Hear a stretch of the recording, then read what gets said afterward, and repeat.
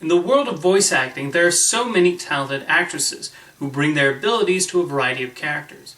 The versatility of their array of voices has led to them voicing heroines, superheroes, villains, animals, monsters, and children. Rather than ranking my favorite voice actresses, this list won't be done in any specific order, as I find it hard to truly choose my favorites, as all of them have delivered fantastic vocal performances. But these are the actresses who have long stood out to me for what they've contributed to animated characters over the years. April Winchell. Already with a voice acting legacy in her blood, being the daughter of Paul Winchell, it's little surprise that she herself has inherited that gift. Anyone brought up on Disney animation has definitely heard her voice on multiple occasions. As Pete's wife Peg on Goof Troop, she provided the necessary toughness to the role, and brought the similar mix of kindly nurturing and tough love to Lloyd in Space and Pepper Ann's hard-working single mothers. Peppy! You have to clean your room! I would call it a pigsty, but pigs are surprisingly clean animals. My room is fine. Pepper Ann, I told you that you could not have a music festival in your room. I'm not! She made for a fun companion to the ever-optimistic alien Wander in Wanda Over Yonder, and also had a memorable turn as the strict Miss Finster, watching over the students like a hawk in Recess. She has also become the official voice of Clarabelle Cow and voiced Cruella de Vil in the 101 Dalmatians television series. Her large collection of voices she has amassed at Disney and other studios has been impressive to watch build. Kristen Wiig. Wiig is primarily known for her stint on Saturday Night Live and movies like Bridesmaids and Ghostbusters, but she has also proven herself to be a talented voice actor. As an example of her vocal abilities, she has voiced 2 separate characters in the Despicable Me series, and most people were probably none the wiser. Her role as Agent Lucy Wilde, I think, has become a standout in the movies, with Wiig bringing such a peppy enthusiasm to the role. She also made an impression as Viking twin Ruffnut in the How to Train Your Dragon movies, with the 3rd film especially giving her a hilarious moment to shine. Of her voice roles, Lola Bunny on the Looney Tunes show has become my favorite. What are you doing for the rest of your life? Well, kind of thought I was going to work here until I figured out what I really wanted to do. Or maybe I'll go back to college. Wiig and the writers took her creation I thought was utterly boring in previous incarnations and actually made her, well, loony. Her obsession with Bugs Bunny and her frequent rambling made for a really fun character. Kristen Wiig is currently set to have a central role in the upcoming Fox animated series Bless the Hearts, and I have no doubt she'll knock it out of the park. Nancy Cartwright.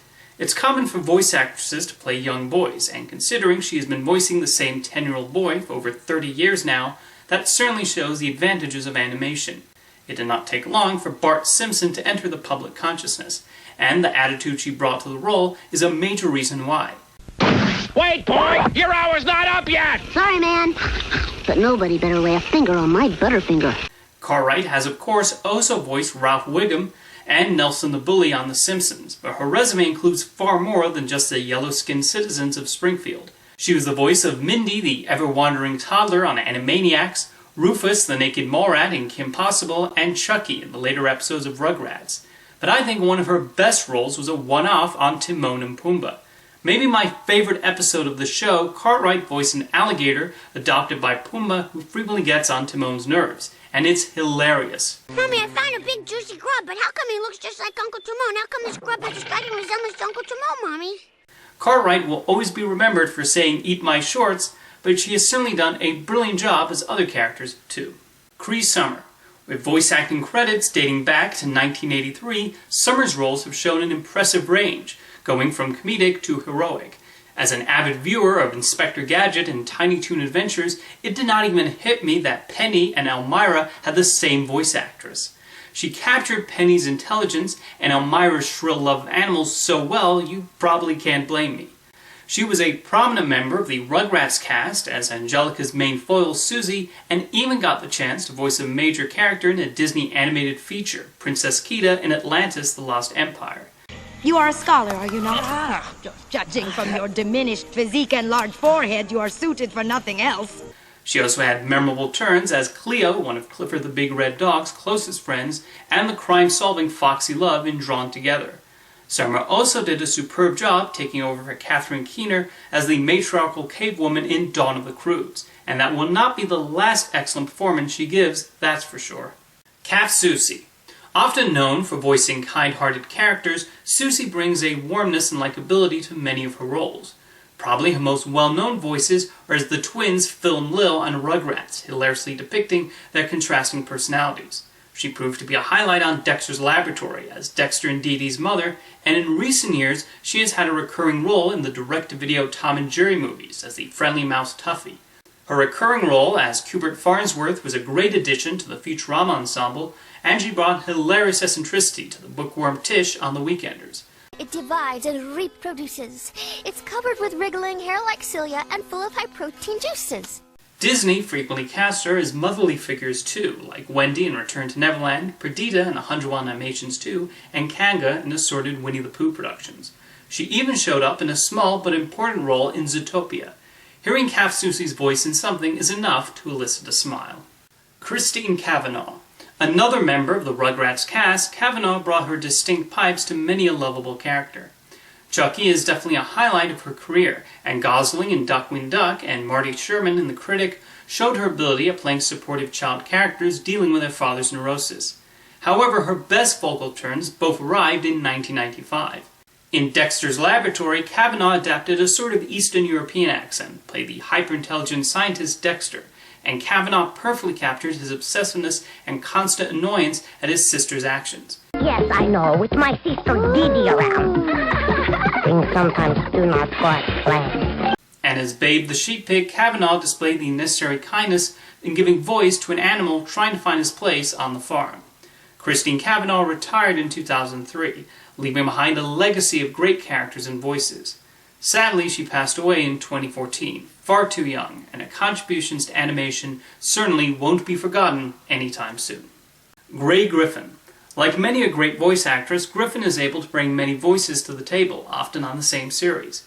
She has voiced her fair share of children, teenagers, and adults throughout her career, including the evil babysitter Vicky on The Fairly OddParents, Clifford the Big Red Dog's kind owner Emily Elizabeth, and Danny Phantom's close friend Samantha. Grey Griffin even voiced Captain Marvel on the Avengers Assemble animated series, and has also long provided the voice for Daphne in the Scooby-Doo franchise. She currently voices multiple characters on the Netflix DreamWorks show Harvey Girls Forever. I'm here to help. I'm an indoor survivalist. I brought all the essentials. Most prominently the fangirl Lucretia, the self-absorbed frou-frou, and the odd girl next door, just named The Beau. These characters will often be in the same scene, resulting in Griffin occasionally having conversations with herself, and it's remarkable. And one of her best roles came from the villainous firebender Azula on Avatar: The Last Airbender, who proved to be a real threat for the show's heroes. That assortment should give you a general idea of how versatile Grey Griffin is. Tress MacNeille. Upon hearing that name, some people might immediately think of her many supporting characters on The Simpsons, or maybe Mom, the CEO of the not-so-friendly robot company on Futurama, and those certainly represent major parts of her career. But for me, she will often be connected with her characters at Warner Brothers. As Dot Warner on Animaniacs, she brought such a brilliant comedic timing required for the sister in a cartoon sibling trio. Chickers it is. Unless you have Uncle Wiggily or Candyland. She was similarly excellent as Babs Bunny on Tiny Toon Adventures, making for an excellent partnership with Buster Bunny, and was equally hilarious as Dexter Douglas's mother on Freakazoid. Looking beyond Warner Brothers, you may also know her as the voice of Chip and Gadget on Chip and Dale Rescue Rangers, Fang on Dave the Barbarian, and Daisy Duck at Disney. Whatever studio she finds herself working with, she's sure to produce laughs. Tara Strong. I think to go over every single one of her roles would take an entire century, as Tara Strong has been involved in so many animated series and properties and left a memorable stamp on many of them. Even choosing her most iconic vocal performance is difficult. Some would say Timmy Turner on The Fairly OddParents is her best role. Others might pick Bubbles on The Powerpuff Girls. Ingrid on Fillmore certainly has her fans, as does Twilight Sparkle in My Little Pony. For me, Raven on Teen Titans is definitely up there, bringing a perfect deadpan quality to her portrayal of the blue-hooded superhero, and she also used it to excellent comedic effect in the Teen Titans Go iteration of the character. You don't care about me. You just care about your rivalry. Later, chump. An example of Strong's versatility is that she has voiced multiple babies, most prominently Dill Pickles on Rugrats, but she has also voiced Batgirl and Harley Quinn on many occasions. Again, if I start rattling off all of Tara Strong's famous characters, I would be here all day. So I'll conclude by mentioning she is the new voice of Rocky J. Squirrel on the new Rocky and Bullwinkle show, taking over for the most legendary voice actress of them all, one who every actress on this list has followed in the footsteps of, none other than June Foray. Whether she was voicing a funny animal or a lovable grandmother, June Foray has had an instrumental role in many classic cartoons, ranging from Disney to Jay Ward to most famously Warner Brothers. For the Looney Tunes cartoons, she was the go-to actress for any female characters, giving voice to the cackling witch Hazel and Tweety's protective owner Granny. Foray was so synonymous with Granny, she was the only choice to voice her, most nobly in the Sylvester and Tweety Mysteries. Working with Jay Ward, she gave Rocky Squirrel his distinctive voice, and again played him for many years, including the Adventures of Rocky and Bullwinkle movie. I'm supposed to help ladies in distress. But Chapter 3 says you never throw a game.